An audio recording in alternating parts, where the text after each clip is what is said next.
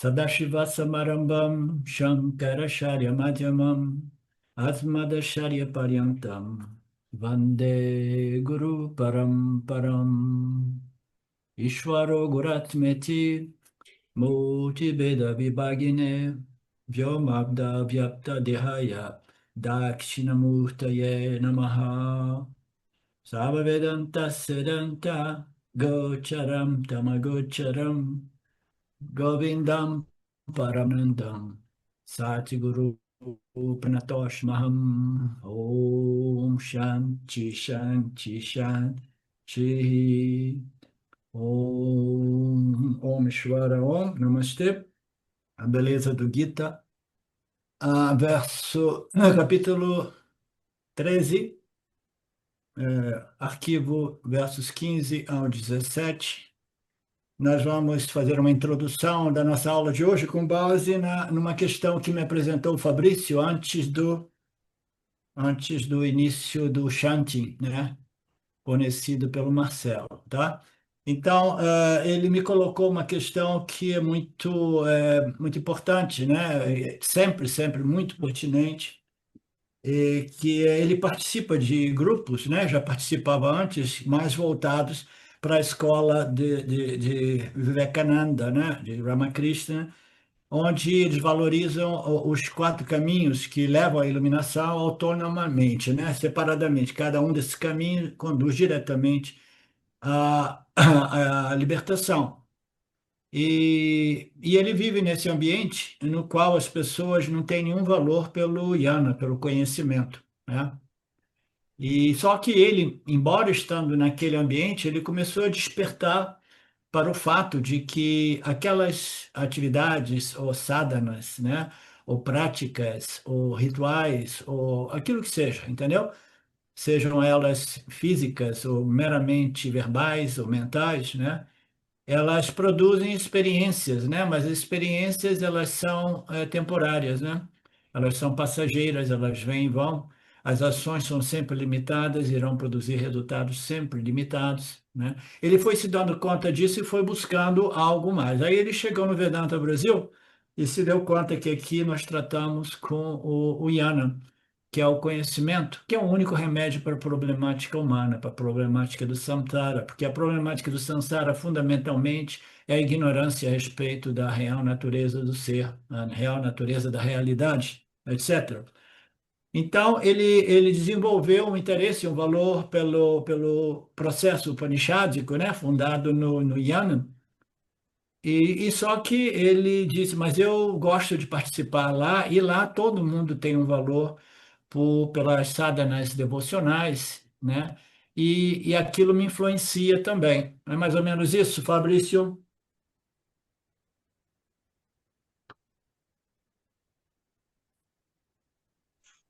Então, foi É assim, mais ou menos isso que ele colocou, tá?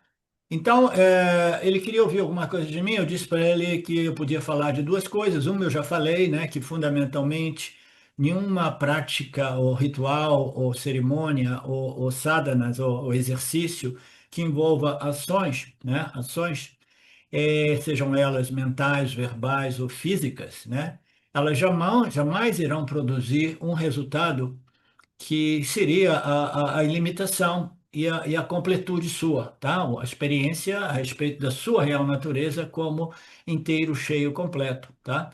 Então, para isso, é necessário que você compreenda profundamente aquilo que você é, né? Então, ele já compreendeu isso. Então, o primeiro passo é que você precisa desenvolver uma clareza de convicção de que qualquer exercício, entendeu? Qualquer pilgrimage ou qualquer coisa que você faça, entendeu? Vai produzir uma experiência, mas jamais vai abordar o problema fundamental humano, tá? Que é a ignorância a respeito de sua real natureza, tá? Então, o indivíduo gradualmente ele vai desenvolvendo um valor pelo conhecimento Upanishad que liberta o indivíduo da problemática do samsara, e aí ele vai se sentindo forte de deixar para trás outras práticas, outros exercícios, outras atividades, né? Que no máximo produzem uma experiência agradável, porém muito temporária e, portanto, impermanente, né? Então, as ações limitadas produzem experiências, as experiências são passageiras, tá? E elas se perdem, porque a menos que nós possamos compreender realmente a causa real desse sentimento de inadequação, insuficiência, pequenez, incompletude, finitude, que está totalmente identificado com o corpo-mente, a menos que a gente compreenda a causa é essa ignorância fundamental, aí a gente ainda fica meio duvidoso. Será que este é o caminho mesmo? Será que este é o único caminho? Será que os Upanishads têm razão quando eles dizem que este conhecimento é um único remédio para a doença do samsara? Será que isso é uma convicção que vai crescendo com o tempo, tá? Como eu costumo dizer, a gente tem investimento em outras áreas, né, de práticas ou exercícios, né, ou atividades espirituais. Nós estamos investindo lá e no início a gente não quer abrir mão daqueles investimentos, né? Principalmente por quê? Porque aquilo me dá uma sensação de pertencimento, tá? Eu pertenço a um grupo, né? Tem uma sangue envolvida e eu sou uma pessoa que preciso de pertencimento, eu preciso de sangue. Eu ainda não compreendi a minha natureza totalmente não associada com nada nem ninguém e eu estou sempre cheio, completo, insatisfeito, tá? Então eu ainda, devido a essa ignorância, eu preciso associação com outras pessoas. Eu preciso de pertencer a um grupo que me dê um determinado conforto psicológico. Então, esta carência do Aniane no início vai fazer com que ele permaneça investido nessas associações que realmente não conduz ao crescimento espiritual. Mas ainda assim é como se fosse uma bengala aqui, uma bengala ali, uma muleta, entendeu? Você vai se apoiando um no outro, vai se sentindo mais confortável, você não sabe lidar com a sua solidão, né? Então tudo isso, Fabrício, para dizer dos princípios mais fundamentais nesse processo vedântico, que é um processo extremamente solitário, tá? O autoconhecimento é um processo absolutamente individual, não existe nada em termos de um despertar coletivo da consciência humana. Tudo isso é conversa para fazer boi dormir, tá? Desculpa aí a vocês que ainda acreditam nessas histórias, tá? Esse é um caminho extremamente você com você mesmo. Só você vai poder remover a ignorância a respeito da sua real natureza.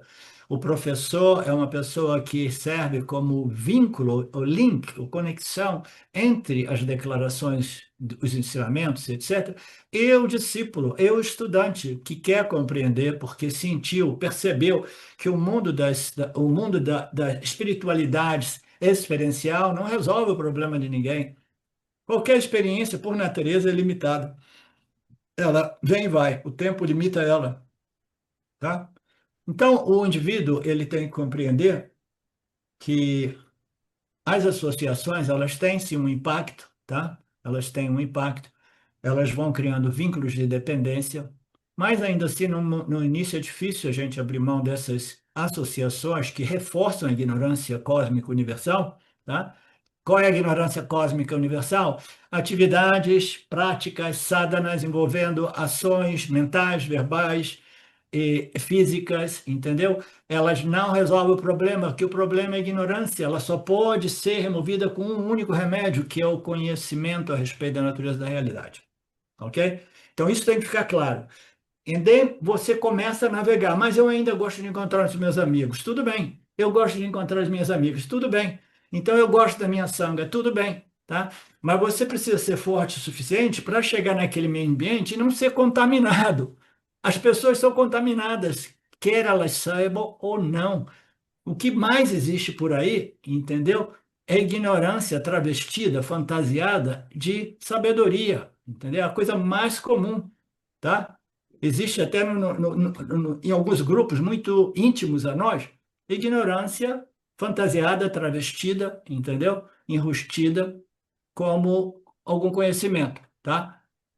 Então, quando você entra nesse ambiente, é inevitável que as pessoas queiram convencer você que aquele é o caminho, entendeu? Você precisa, você depende, você não pode abrir mão daquilo, tá? Porque o ego humano, ele sempre se identifica com a mente, que são os conceitos, noções, as crenças, né? Não importa o quanto limitante elas sejam, no quanto elas possam me fazer sofrer, mas o ego vai desenvolvendo essas ideias maravilhosas de si e vão tentar convencer o outro. Por quê? Convencendo o outro, eu acabo convencendo a mim. Quanto mais pessoas estiver caminhando, você conhece o conceito da manada, né? Muito usado em termos de político, geopolítico. Então, a manada é uma coisa confortável. Onde você vê grupos maiores de pessoas, é porque, a nível espiritual, é porque tem muita ignorância misturada com alguns fragmentos de cultura espiritual, tá? Então, sair daquele ambiente é difícil porque o Fabrício ainda depende daquele conforto do pertencimento à sanga. Então, o único modo é você entrar ali com um nível, uma clareza de tudo isso que eu disse para você agora, entendeu? De modo que você não seja fisgado completamente e influenciado e contaminado por aquela ignorância. Qual é a ignorância? Qualquer prática, exercício, sadhana que envolva ações vai poder me resolver, porque vai produzir uma experiência, e embora a experiência por natureza seja impermanente, transitória, em modificação, eu tenho a esperança que um dia eu vou ter uma experiência que vai pausar e eu vou permanecer numa experiência de libertação eternamente. É contra as leis da natureza de Deus. Qualquer experiência é, por natureza, impermanente, tá? Então é mais ou menos isso que eu queria dizer a todos vocês.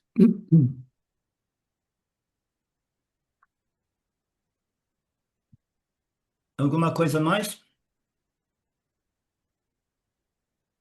Beleza, professor, obrigado. O capítulo 13, versos 15 a 17, né? Nós estamos vendo Krishna apresentando os ensinamentos, né, a respeito da natureza Sati de Brahman, Gneya, né? Que foi extensivamente exposto, né, que existe uma pequena nuance de distinção entre Sat e Chit, existência e consciência, muito embora aqui e ali a gente possa dizer que elas são sinônimos, né? Então, aqui foi visto esse aspecto Sati de Brahman, e os últimos versos ilustravam a natureza deste princípio Sati, existência, Jnana. Ele se manifesta através das funções de todos os órgãos dos sentidos, nós vimos isso, né? Ele se manifesta como Jiva-Atma, que entra em contato com Jagata e entra em contato através dos canais sensoriais e da mente, e através desse contato, né? Através dessas funções dos sentidos, né? O indivíduo tem uma experiência, mas essa experiência fundamentalmente não existe sem a benção de Brahman, da existência de Brahman, né? Este Brahman, que abençoa tudo com a possibilidade de experiência e conhecimento, sempre no âmbito da dualidade, este Brahman é livre de todos esses contatos. Ele sustenta tudo, no entanto, nada toca ele, nada afeta, nada mancha, nada se apega a ele, tá? Então, ele é desapegado, é até algo que nós aqui já sabemos, né? É até mais ou menos, né? Eu esqueci o termo. Nós sabemos que Brahman é aquilo, é a sanga, absolutamente. Ele não associa, não se apega a ninguém. Mas a gente poderia, tudo bem, ele não se apega, mas os gunas demais se apegam a ele. Não, não se apegam a ele, tá? Então, nenhuma dessas projeções, elas se apegam, elas contaminam aquilo que é a única realidade, que é a consciência, a existência, tá? Não apegam porque elas pertencem a duas ordens distintas. Uma é Satya, Satit Brahman, e a outra é Mithya, a projeção dos gunas de Maheshwara. São duas ordens distintas. Uma é a realidade e a outra é uma realidade projetada, aparente, holográfica, como queiramos, tá? Em termos de construção analógica. Então, nada se apega a esse Brahman. O Brahman, naturalmente, é livre, independente de tudo. E ele é o princípio também consciência, que ele fala assim, ele começa falando primeiro deste Brahman, que ainda se refere ao aspecto sati de Brahman, mas ele fala, ele é real experimentador dos gunas. Então, ele é a consciência, que é sinônimo de existência. Então, quem é que experimenta os namarupas, que são configurações através dos gunas de Maheshwara, é a consciência, tá? Então, esse é um tema bem sutil, nuances muito, muito, muito extremamente sutis, tá? filosóficas até mesmo, porque nenhuma experiência é possível sem a consciência, né? Sem a consciência e existência, né? A consciência e existência, ela concede existência e a consciência dos indivíduos que vão experimentar esta dualidade de tal modo que eles possam experimentar e conhecer o mundo dos gunas de Maya.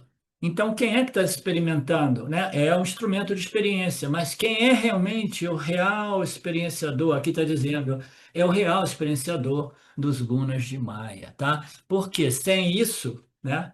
Sem essa consciência, o Jiva Atma é o quê? É aquele corpo estendido no chão, corpo morto estendido no chão. Então, a consciência, ela vivifica e anima os seres sencientes de modo que eles possam conhecer o mundo dos gunas de Maya nesta dualidade física na qual nós vivemos. Mas este ser que eu sou é livre de todos os gunas de Maya. Ele está dentro e fora dos seres, é móvel e imóvel, está longe e perto. Ele é tão sutil que é incognoscível, né? Então, você não consegue conhecê-lo como isso ou aquilo. Ainda assim, é dito ser o conhecimento que todos nós queremos haver. Ele precisa ser conhecido. Nós vimos que, de acordo com as nossas escrituras, que não é umas escrituras fundadas em fé cega, mas são escrituras embasadas em pura lógica, né? Então, o amor, a apreciação pela lógica upanishádica por trás desses ensinamentos é indispensável, né? Porque somente essa lógica irá nos permitir um desenvolvimento de uma confiança nessas estruturas, nessas escrituras. A fé cega, a confiança cega não resolve o problema. Ela permanece uma confiança fake. É fake, entendeu? A consciência da boca para fora, uma confiança da boca para fora. Estou misturando as palavras hoje.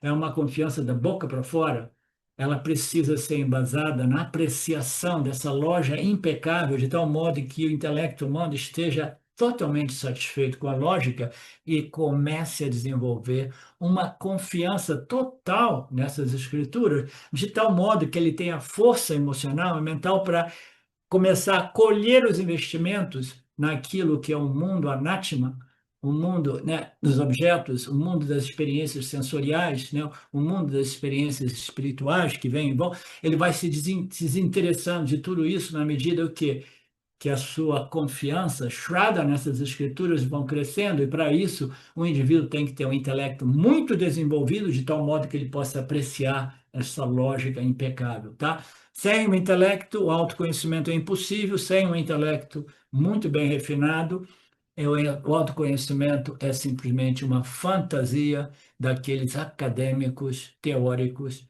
é, é, que uma outra palavra que eu ia botar nesse coquetel, acadêmicos, teóricos, Eruditos, filosóficos.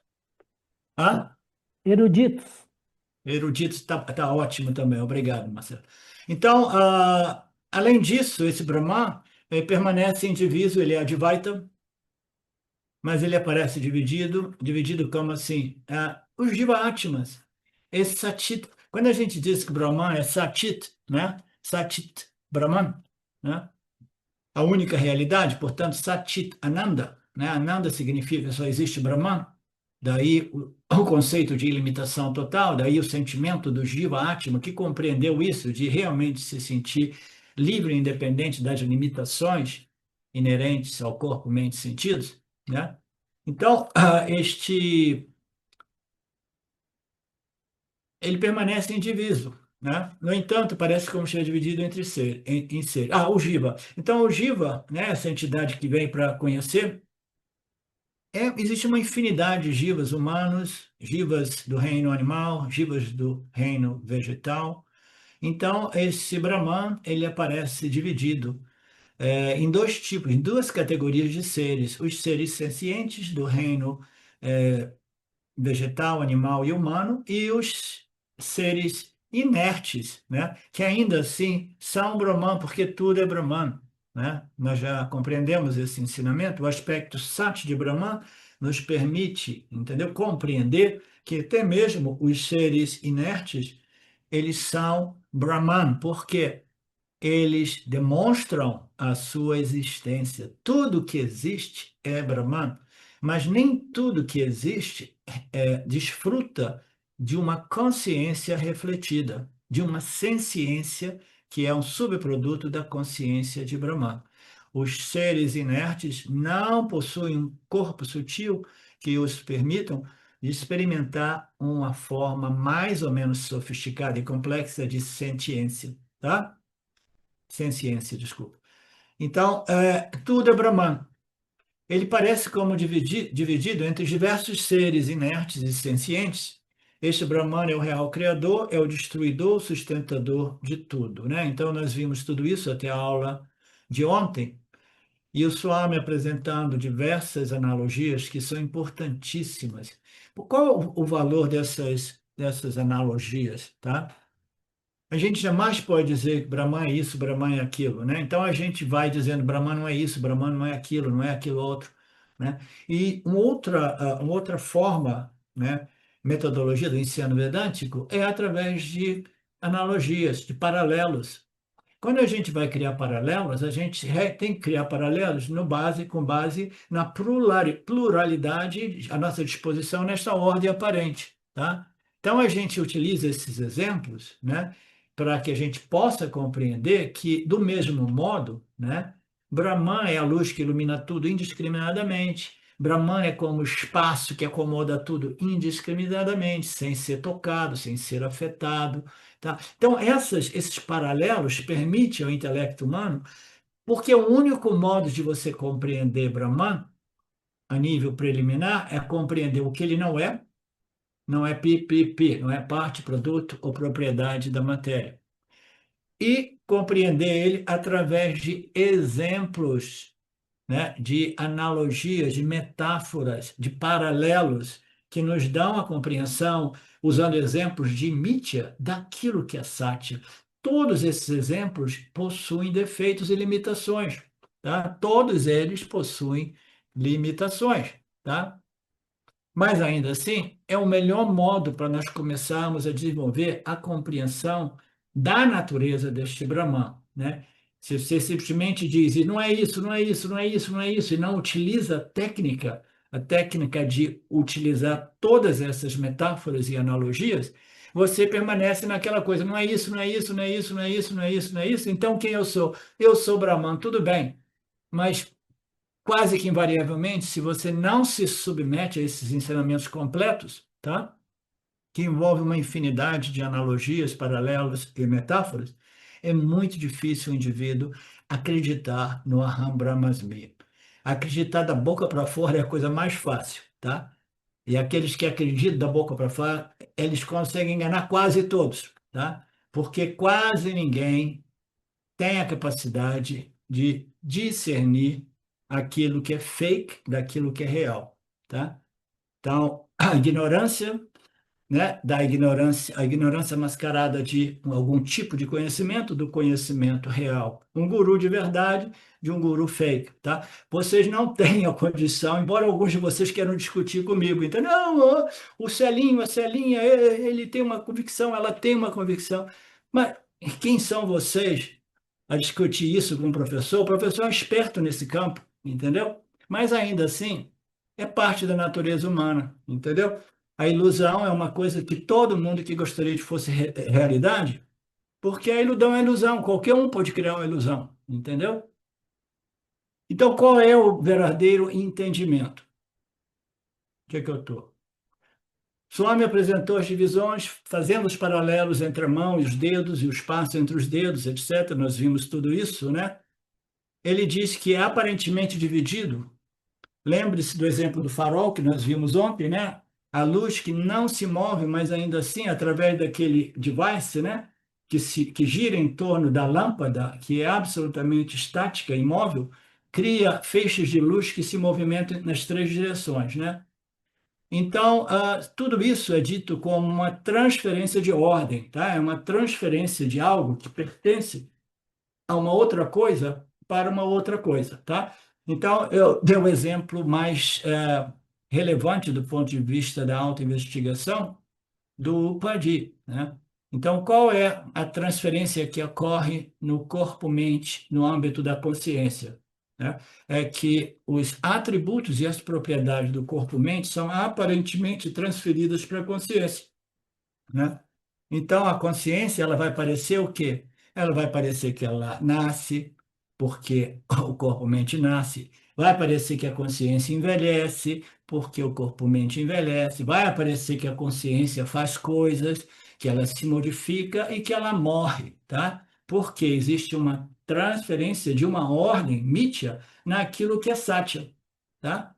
Então, tudo isso, né, precisa ser compreendido de tal modo, né, que nós possamos devidamente, né, não da boca para fora, compreender e reivindicar devidamente o Aham Brahmasmi sem nenhuma transferência, né, nenhum desses upadis, né, do corpo-mente podem ser transferidos para o Brahman, a minha real natureza, né? E esse Brahman é aquilo que precisa ser conhecido por todos. Todos querem conhecer a sua própria natureza inteira, plena, completa, única, Eka, né?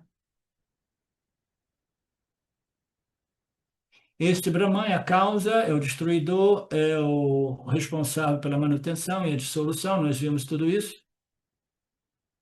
É a causa da criação, é o destruidor. Literalmente, só me entra no âmbito do sânscrito, dizendo que uma palavra aqui que fala que é o destruidor, né? Não é a primeira vez que aparece isso neste texto do Gita, é aquele que engole, de repente, em outros, né? Aquele que engole o cosmos, engole a manifestação, tá? Ele não destrói. Por que que destruir dá a sensação, pô, vai usar bomba atômica, bombas nucleares e outras bombas, né? Não, ele simplesmente engole, faz desaparecer, entendeu? É como se ele estivesse botando para fora este universo, né? Uma bela vomitada, o cosmos aparece, aí depois ele engole de novo o universo e tudo retorna ao Prakriti de Maya.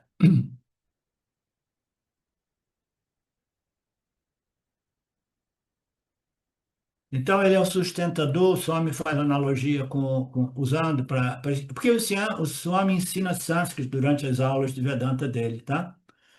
Então, ele aborda palavras sânscritas, né? Que significa o sustentador, Bhartri. O Bhartri é o sustentador, que muitas vezes, e o Brahriya são os dependentes, né? Então, o Jiva, ele não sustenta, ele depende da sustentação de Brahman, que neste caso é sustentado por Ishvara e suas leis e princípios que regem esse mundo, né? Então, nós somos dependentes, como complexo corpo, mente e sentido, somos dependentes do provedor. Quem é o provedor? É o sustentador. Quem é o sustentador? É Brahman, tá? Aquele que projeta, sustenta e engole tudo de volta.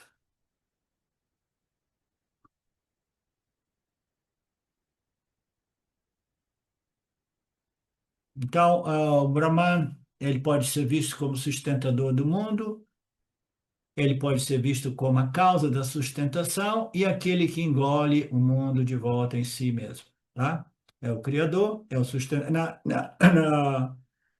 Na mitologia hindu védica, né, a estrutura religiosa védica apresenta Ishvara através de três entidades lindas, maravilhosas, né, que é Brahma, que é o criador, né, Vishnu, o sustentador, e Shiva, o engolidor, né? Então nós temos essas três deidades, né, que são adoradas como aquele que projeta, né? Aquele que projeta através de muita energia, naturalmente, todo conhecimento e muita energia, aquele que sustenta através das leis, e aquele que engole tudo de volta através de determinadas forças também, forças da natureza. A mesma força que traz de volta os nossos corpos aos elementos básicos, né? Em Taittiriya Upanishad é dito que Varuna diz aquilo do qual nascem todos os seres, aquilo pelo qual, quando nascem, permanecem vivos, aquilo no qual, a partir, eles entram, aquilo no qual, ao partir, eles entram. Então, tudo vem de Brahman, tudo nasce de Brahman, tudo permanece vivo devido a Brahman, e tudo é resolvido de volta, né, engolido de volta dentro de Brahman. Esse Brahman aqui precisa ser compreendido como a real natureza de Saguna Ishwara, porque Saguna Ishwara é que tem esse poder, através dos gunas de Maya, de projetar, sustentar e recolher tudo de volta. Brahman não faz nada disso. Mas Ishwara não consegue fazer nada sem Brahman, sem Satchitananda Brahman por trás dele. Do mesmo modo que o Jiva não é o fazedor. Tem dois modos de nós resolvermos o problema do Jiva, que nada mais é do que o sentimento eu sou o fazedor e eu sou o desfrutador, e com base no que eu faço e no que eu colho, eu construo a minha identidade, né? Mais positiva ou menos positiva, né? Dependendo do meu condicionamento, né? E dos meus sucessos e fracassos, né? Então, do mesmo modo, Ishwara faz tudo isso, mas Ishwara não faz nada disso sem Brahman. Então, Ishwara, que não é um fazedor, mas ainda assim é a força que projeta, sustenta e recolhe tudo de volta, mas ele não faria nada sem a bênção, assim por dizer, de Satchitananda Brahman, porque a partir de Satchit de Brahman, a consciência, a existência, né, que o Prakriti de Maya surge, e a partir de então, Ishwara, Jiva e Jagata, os três pilares dessa ordem Mithya, tá? Então, aquilo no qual, quando o karma é terminado, as pessoas retornam, entram de volta, aquilo que procuras saber é este Brahman. Vocês, buscadores da realidade, aquilo que procuras saber é este Brahman. E este indivíduo que procura e compreende e vem a saber o que é o Brahman, ele realizou antes muitas sadhanas e se dedicou a muita devoção, né? Taittiriya aqui fechando tudo, né? De modo maravilhoso, né?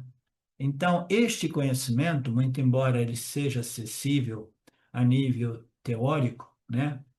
Acadêmico, né? Ainda assim, para você saber quem é Brahman, você precisa, primeiro, de desenvolver muitos valores, muitas virtudes, muitas qualidades, e você desenvolve ela através de muitas disciplinas, que aqui é colocado como austeridade, e essas disciplinas, elas precisam ser permeadas por um espírito devocional, porque é o espírito devocional que facilita e acelera este processo de refinamento e purificação, tá? Sem a devoção, tudo é extremamente difícil. E segundo o Swamiji, aqui e ali é praticamente impossível, impossível, né? Por quê? Por quê? Se você não compreende esse relacionamento com Deus e não desenvolve uma reverência, um amor, uma devoção, uma gratidão, né, pelo Criador, então o que que ocorre? O ego, não compreendendo este relacionamento, ele se sente realmente o fazedor, o desfrutador. O autoconhecimento, ele só frutifica na medida que o senso de ser o fazedor e o desfrutador é cancelado através de dois níveis de compreensão. O primeiro nível é obtido através de karma, dharma, upasana. Compreendendo este relacionamento, o ego vai assumir a sua devida posição em referência a Ishvara, sabendo que nesta ordem aparente tudo é regido e governado por Ishvara. Então o ego começa a abandonar essa fantasia infantil e ilusória de que eu sou o máximo, eu sou o fazedor e eu sei que eu posso obter e fazer, entendeu? Tudo que eu quero, isso e aquilo.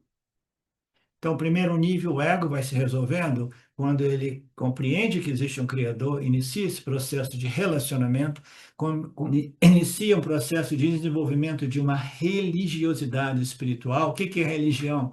A religião é o início, ela é determinada pelo início da compreensão de que existe um Criador e eu sou um dos subprodutos, um dos efeitos desse Criador. Eu devo tudo a esse Criador e eu quero compreender esse Criador porque é aquilo que me entrega tudo, tá? Na medida que o indivíduo compreende isso, ele tem o interesse de compreender esse Criador, a glória desse Criador. E compreendendo a glória desse Criador, o ego vai vai se dissolvendo no senso de, de, de atribuição indevida de tudo aquilo que apropriação indevida de tudo aquilo que pertence a Ishvara, né? O ego vai dizer eu faço, pá, pá, pá, pá, eu.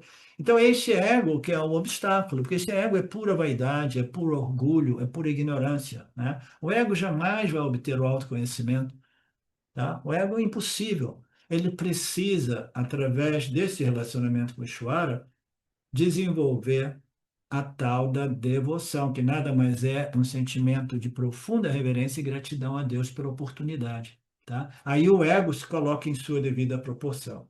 Um outro nível de resolver a problemática do sofrimento humano, que é o ego, a identificação com aquele que faz e que experimenta, é compreender o Aham Brahmasmi. É uma compreensão mais difícil, tá?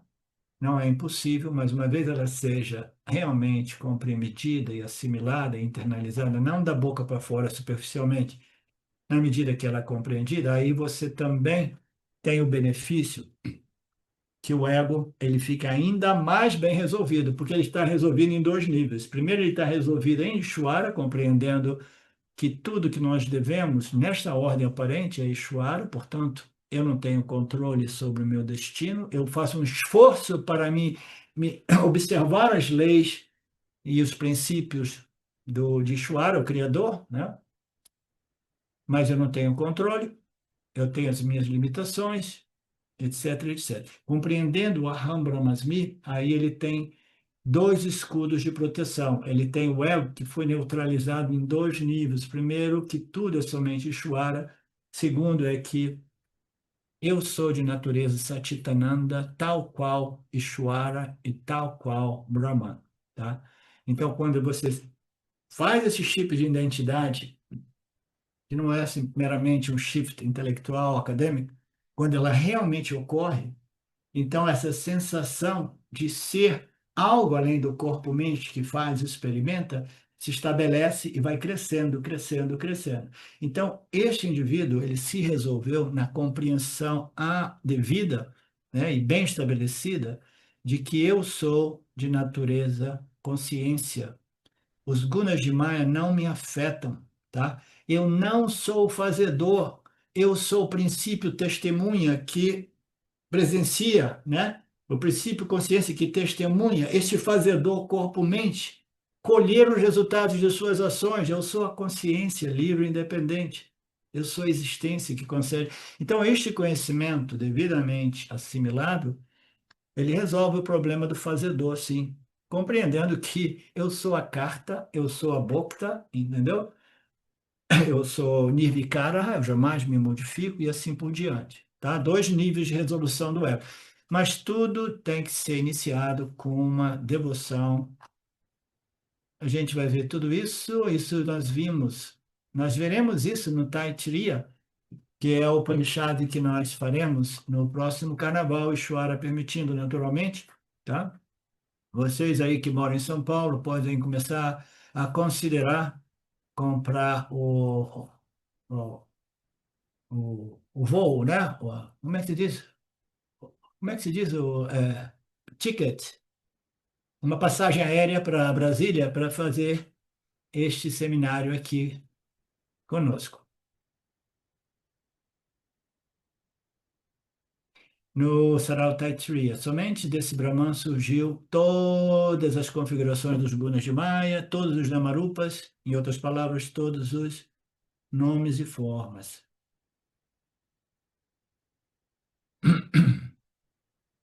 Ok, nós passamos então para o próximo texto, o próximo arquivo. Swami faz uma recapitulação do Dinheya, que é o quarto, né? Tudo começou com a Juna, ele simplesmente fez umas perguntas e ele queria respostas, 6 termos técnicos. Na verdade, ele apresentou uns 8 ou 9, aí o Swami foi dizendo, esses são iguais, então foi reduzido a 6. E supostamente Krishna respondeu somente 6, tá? E nós vimos 4. Jnana foi o último, né, que é o aspecto da existência de Brahman, que é o outro lado. da mesma moeda chamada Satchit Ananda, Satchit Brahman.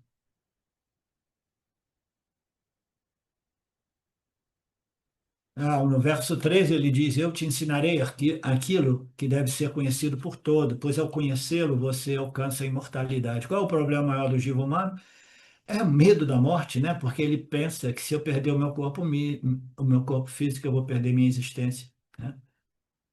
Se eu perder o meu corpo físico, né, que é ancorado, né, que é movido pela mente, né, eu vou perder a minha existência, né? As escrituras dizem, não, não, fica tranquilo, o corpo é a coisa mais descartável, você já obteve tantos corpos, tá? Então você morre e volta, morre e volta, morre e volta, até você ficar realmente cansado, tá? Então não se preocupe com o desaparecimento do corpo físico, por quê? Porque a mente é quase que eterna. A mente volta, né?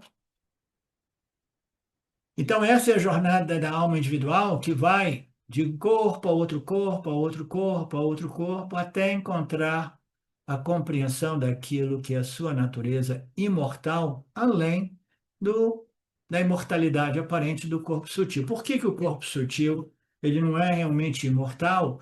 E por que que a compreensão das leis de reencarnação não resolve realmente a problemática do jiva, tá?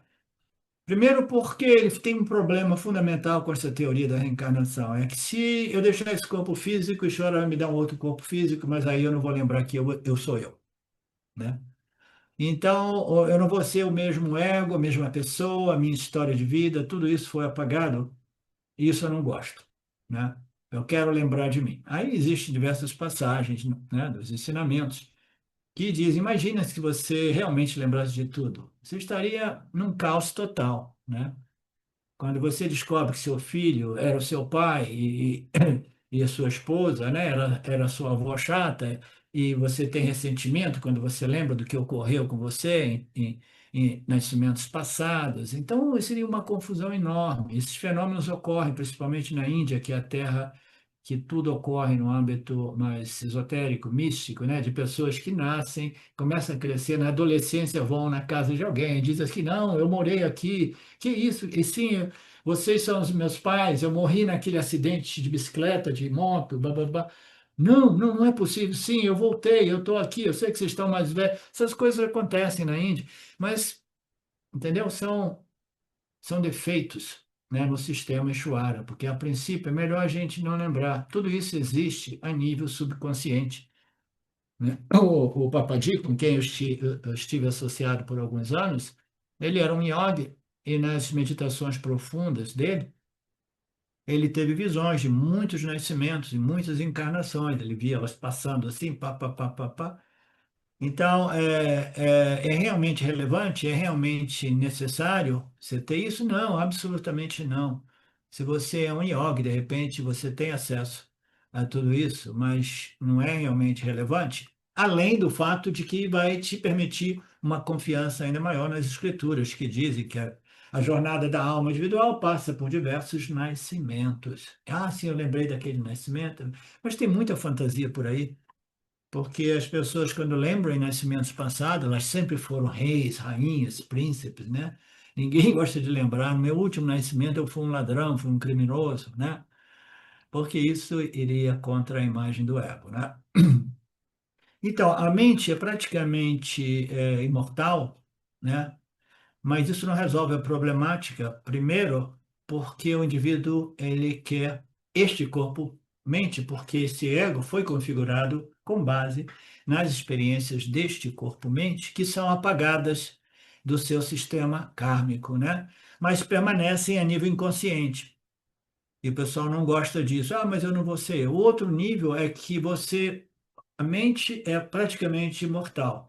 Mas quando você nasce de novo, você nasce no mesmo estágio que você se encontrava. Se você morre ignorante, você volta tão ignorante quanto. Então, qual é a vantagem de uma mente ser imortal? Se ela permanece suspensa para obter um outro instrumento de experiência, ela volta igualmente ignorante como quando ela deixou esse instrumento, tá?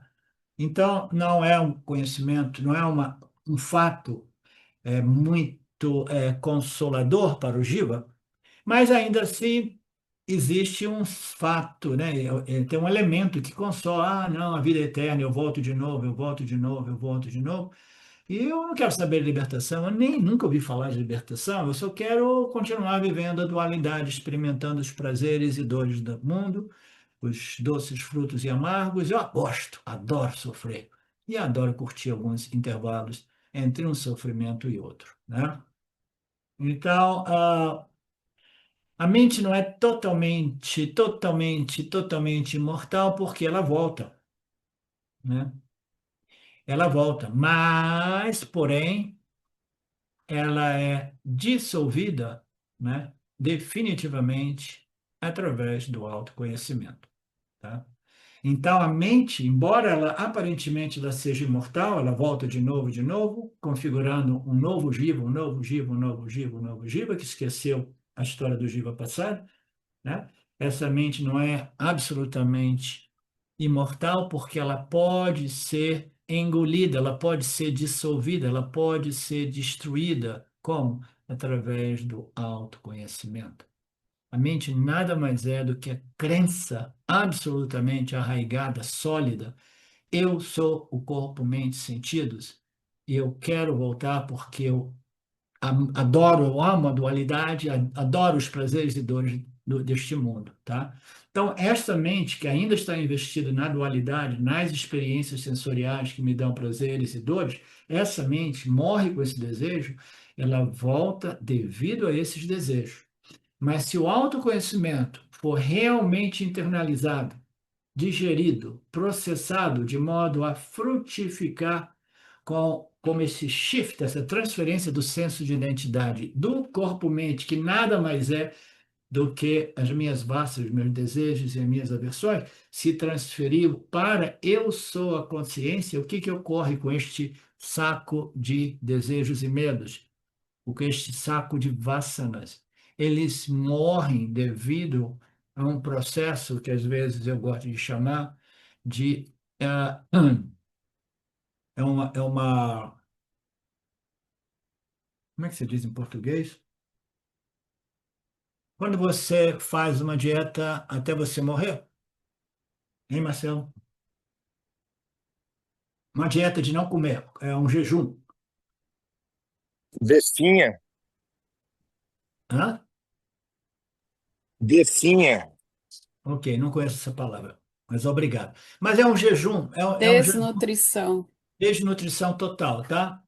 Você simplesmente diz assim, ok, vocês me acompanharam durante muitos nascimentos, você queria o que vocês queriam, essas vássanas, essas impressões mentais, emocionais, e agora eu compreendi que eu não sou as minhas vássanas, eu não sou nada disso. Essa compreensão já purificou o meu corpo-mente, e agora alguns de vocês estão ainda fazendo pirraça, esperneando, e dizendo, ah, não, eu quero ainda, essa vássana aqui é um vício, eu tenho que voltar porque eu quero experimentar sexo and rock and roll and blá, blá, blá, blá.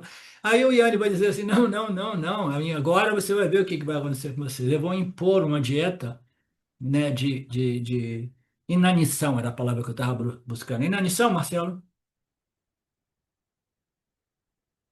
né? De dieta de nenhuma alimentação, nenhuma nutrição. Eu não vou nutrir nenhum dos seus quereres e nenhum de suas aversões. É isso que ocorre quando é dito que a mente ela se dissolve porque o Yanni já não compra aquelas pirracinhas das vassanas que dizem eu quero voltar por isso e por aquilo e bababá, bababá, bababá.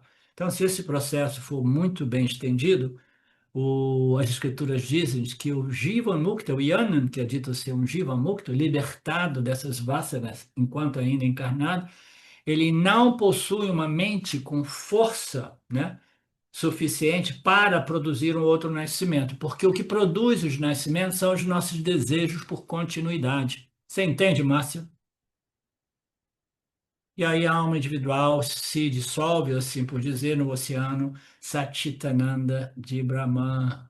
Aí a pessoa, ah, não, eu não quero me dissolver. Aí a gente tem que usar a analogia do rio, que descia montanha abaixo. Aí quando começava a chegar perto do oceano, vinha aquela insegurança, né? Insegurando, meu Deus, eu vou perder a minha identidade como um rio, todas essas pessoas me adorando, né, nas margens do meu rio, me abençoando, me jogando flores, na Índia, mais ou menos assim, né? Papa, e agora eu estou chegando no oceano e eu vou ser dissolvido no oceano, vou perder a minha identidade. Mas só que o rio, quando ele está descendo, ele encontra, principalmente na Índia, alguns swamis, alguns sages, entendeu? Alguns yanis, alguns mahatmas, e os mahatmas vão dizendo para o rio: não se preocupe, não tenha medo de perder essa identidade limitante, né, aparente, como um rio, porque você vai assumir a sua real natureza em Brahman como Brahman. E Brahman é como o oceano em analogia, ele é sempre cheio. As águas evaporam, as águas voltam depois com as chuvas, elas derretem depois das nuvens, elas voltam para o rio, é um ciclo infinito, mas o oceano permanece sempre purna, tá? Então, esta alma individual, ela tem um fim, e esse fim é dito que é possível somente através do autoconhecimento devidamente internalizado, tá? A destruição da mente e a destruição dos ciclos de renascimento, porque, tecnicamente, o moksha é o fim de um ciclo de vidas, nascimentos, morte e renascimento. Tecnicamente é isso, tá? Então você libertou, foi libertado do samsara chakra, esse ciclo infinito de renascimentos, tá? Aí, naturalmente, a gente pode compreender moksha como libertação da identificação com corpo, mente e sentidos, que nos amarram neste ciclo infinito de vida, morte e renascimento, tá? Então, existe, ela pode dizer que moksha simplesmente é remoção desta ignorância, que, por sua vez, produz um efeito. O efeito é a dor psicológica humana, o sofrimento psicológico. Então, eu vou me libertar de tudo isso. Tudo isso pode ser dito como moksha, uma libertação, mas fundamentalmente a libertação do ir e vir nesta ordem aparente para colher os frutos doces e amargos desta dualidade. Ok. Krishna começou essa descrição de Parabrahma, como nós vimos, exatamente como os Upanishads. O Gita nada mais é do que a extração dos ensinamentos upanishádicos, né? E principalmente nesta última etapa, nesta última fase dos últimos 6 capítulos do Gita, é puro Jnana Yoga Upanishad, tá? Este é o tópico mais sutil do Gita, na verdade é o tópico mais sutil dos Upanishads, a natureza Satit de Brahman, né? É o tópico mais sutil. Na verdade, este é o tópico principal, é o tópico final, é o tópico último. Todos os outros tópicos foram um crescendo, nos preparando para compreendermos, investigarmos, né, a natureza de Brahman como consciência, existência, a única realidade, de tal modo que a gente possa devidamente reivindicar como a minha própria natureza. Então, isso nós vimos, e nós vimos que esses ensinamentos parecem viagens. Eles não são concebíveis, essa natureza de Brahman, porque esse Brahman é livre de qualquer característica, propriedade, cor, cheiro, toque, né, superfície. Não tem nada que a gente possa dizer, eu conheço o Brahman, ele é livre dos gunas de Maya, ele não tem nenhuma configuração dos gunas, tá? Não tem nenhum atributo, ele não está disponível para percepção sensorial e inferencial. Então, para aqueles que pensam que o autoconhecimento é um conhecimento inferencial, saiba que não é. O autoconhecimento é um conhecimento direto, é raro, mas é possível, tá? O Vedanta utiliza a percepção e a inferência para produzir esse corpo de ensinamento, essa estrutura de ensino, toda ela baseada nas nossas experiências sensoriais e as inferências humanas que nos conduzem a conclusões equivocadas a respeito da minha natureza e a natureza da realidade. Então, nós vamos reexaminar tudo isso utilizando percepção sensorial, inferências intelectuais, para que a gente possa corrigir as nossas conclusões equivocadas, tá? Este Brahman não pode ser obtido através da percepção sensorial e das inferências, porque ele não existe nada, nada, nenhum dos atributos dos gunas.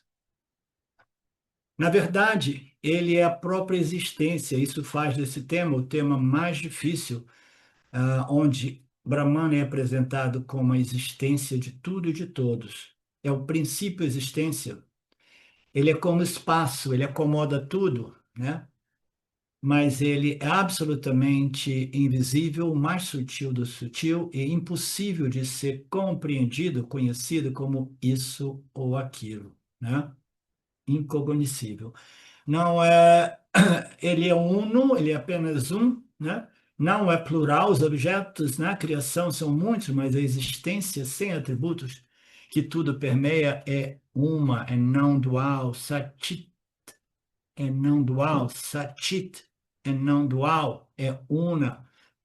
Ananda significa a única realidade, tá? A ideia de Ananda é porque, na medida que você compreende que somente existe a consciência e tudo ocorre no âmbito desta consciência, entendeu? Você compreendeu que eu sou a consciência, tudo é a consciência, tudo isso é uma projeção aparente naquilo que é a única realidade. Então, inevitavelmente, este Jiva, que se tornou um Yoni, ele vai desfrutar experiencialmente de um senso de ilimitação que é inerente à sua real natureza, que de qualquer modo o beneficia em mítia como uma entidade corpo-mente aparente. Então, moksha ou libertação nada mais é do que isso, tá? É uma forma de transferência de uma natureza inerente à minha real natureza, que se transfere mais ou menos como um upadi revertido, à minha natureza aparente, e a minha natureza aparente, que é limitada em todos os sentidos, desfruta da ilimitação que é inerente a Satya, mas ela vaza ou se transfere na minha natureza Mithya.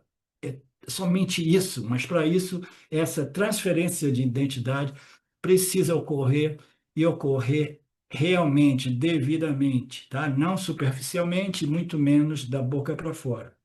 A gente passou da hora, Marcelo, então vamos dar 10 e a gente volta já já. Om Purnamada Purnamidam Purnamudachyate Purnasya Purnamadaya Purnameva Vashishate Om Shanti Shanti Shanti Om Namastê.